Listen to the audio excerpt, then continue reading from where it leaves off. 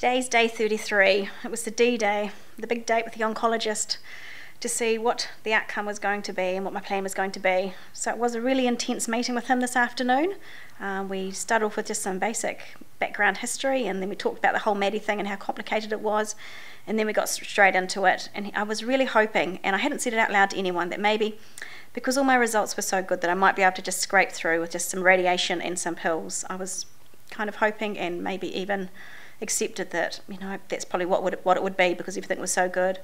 So I was a bit gutted that when they said that I had to do chemo, and I kind of like, yeah, okay, that's fine, I was going to be doing 18 weeks of chemo, but even more gutted to find out I've got to do 24 weeks of it. I'm gobsmacked at that because that does not fit in with my plan. It kind of is an extra 8 weeks on top of my plan, and I had hoped for us to be able to transplanting Maddie by September this year, so we'd be home in time for Christmas. So I'm taking a bit to get my head around it. I've got to do it, so I just need to get on with it. But yeah, tonight I'm feeling a bit down about that whole 24 number.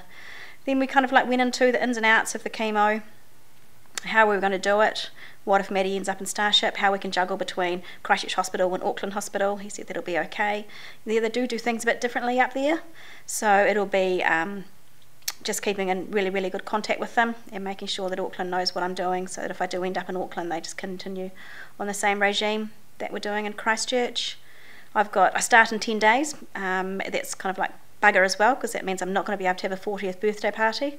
By the time I turn 40, I'll be feeling nice and crook and be bald. Yeehaw, real sexy 40-year-old. Yeah, right.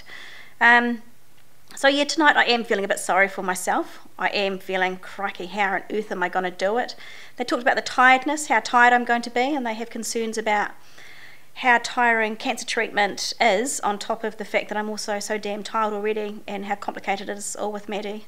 So, but they're really aware, they were really lovely. I've got an intense training session next week to learn all about chemotherapy and all the things I need to look out for and all the nasty things that are going to happen to me. I've got to get some wigs apparently, but I'm actually thinking I might not even do wigs. I'm thinking I might just be doing hats. I don't know if I'm a wig person. I'm even finding having to use the damn prosthesis a pain in the ass right now, and I've lately have started not using it at all. If I'm around home or popping out to the neighbours, I just think, bugger it, it's just a pain in the ass for me. I'd rather not be using it right now. So I'm going to be having 4 different yummy flavours of chemo, and it will start off with once every 3 weeks, and I'll do that for 4 rounds, and I'll get a line put in, and it only takes about an hour to go in, and then I can head on home and just deal with the side effects at home. So I'll do that for 4 rounds. So have it, recover for a few weeks, go back and do it again 4 times, and then I'll go in for every week right up until 24 weeks are done. I got some statistics today from all my results. So if I chose to do nothing, there's an 82% chance I'll still be alive in 10 years time.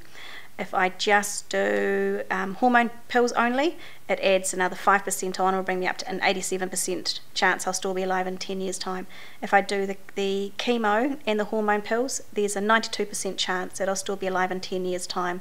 Thus that's the reason why I'm going for both the chemo and pills, because I really want to be alive in 10 years time. It will be 4 years before we know whether or not I'm going to get secondary cancer. It takes that long for it to work its way out. So it's just going to be wait and see.